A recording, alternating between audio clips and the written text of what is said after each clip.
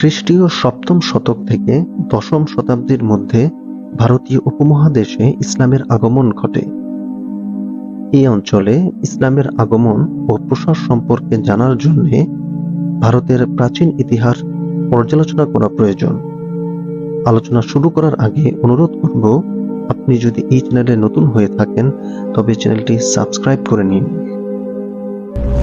প্রাচীনকাল থেকেই আরব অঞ্চল ও ভারতীয় উপমহাদেশের মধ্যে বাণিজ্যিক সম্পর্ক বিদ্যমান ছিল। প্রাক ইসলামী যুগেই আরব ব্যবসায়ীরা আরব সাগর পাড়ি দিয়ে ভারতের গুজরাট ও মালাবার উপকূলে যাতায়াত করতেন।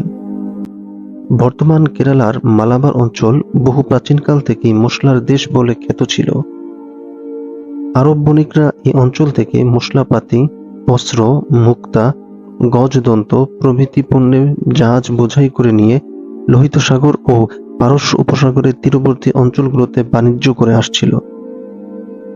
আরব উপদ্বীপে ইসলাম ধর্মের আবির্ভাবের পরপরই গুজরাটের আরব উপকূলীয় বাণিজ্য পথ এবং মালাবার উপকূল বরাবর ভারতীয় সম্প্রদায়ের মধ্যে ইসলাম ছড়িয়ে পড়ে।